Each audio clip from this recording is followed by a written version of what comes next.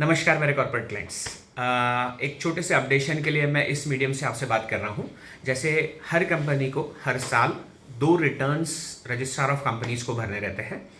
ये रिटर्न्स की जो ड्यू डेट होती है वो अक्टूबर और नवंबर में रहती है। तो फॉर एग्जांपल अगर 24-25 का साल लूँगा तो 24-25 के साल का रिटर्न अक्टूबर 25 और नवंबर 25 ये 2 महीने के अंदर हमें अपलोड कर देना पड़ता है। इन केस अगर कोई कंपनी रिटर्न नहीं फाइल कर पाती है तो एडिशनल फीस उस कंपनीज को पे करना पड़ता है। एडिशनल फीस का क्वांटम करीब करीब 200 रुपये पर डे जाता है।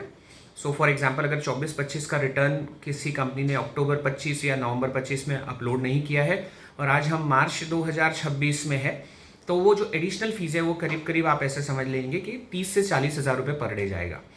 तो ऐसी हज़ारों कंपनियां हैं जिन्होंने रिटर्न्स फाइल नहीं कर पाए कोई कारण से, जिनको कंपनी चलानी नहीं है, बंद भी करनी है या फिर किसी को कंपनी को कंटिन्यू भी करना है पर अभी उसके पास कोई सिग्निफिकेंट ट्रांजैक्शन नहीं है।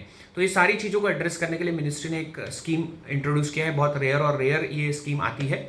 ये स्कीम का नाम है CCFS, that is company compliances facilitation scheme. 2026 15 अप्रैल से ये स्कीम चालू होगा।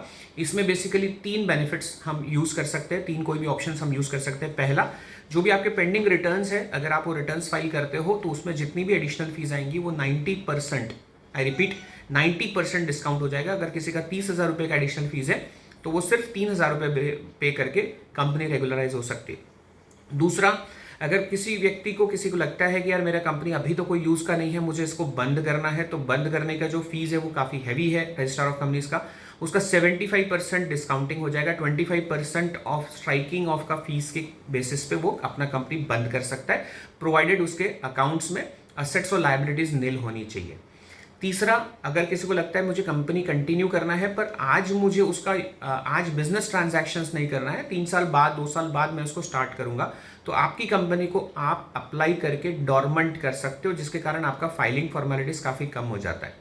तो मैं रिपीट करूँ, ये स्कीम 15 अप्रैल से चालू होगी। इसमें से कोई भी 3 जो हमने बात की है वो आप यूज़ कर सकते हो। अगर आपकी कंपनी रेगुलराइज करना चाहते हैं तो ये एक बड़ा अपॉर्चुनिटी है। ये जनरली अपॉर्चुनिटी 6 से 10 साल के बीच में ही MCA देता है, तो ये रेयर अपॉर्चुनिटी। अगर इनकेस आपका कंपनी का फाइलिंग पेंडिंग है तो ज़रूर से आपका कॉपी, बैलेंस शीट का कॉपी हमें अर्जेंट भिजवाइए। हम 15 अप्रैल के पहले ये सारा प्रिपरेशन हमारे ऑफिस से कर लेंगे और 15 अप्रैल जैसे ही स्कीम चालू होता है हम आपका बैलेंस शीट अपलोड कर देंगे।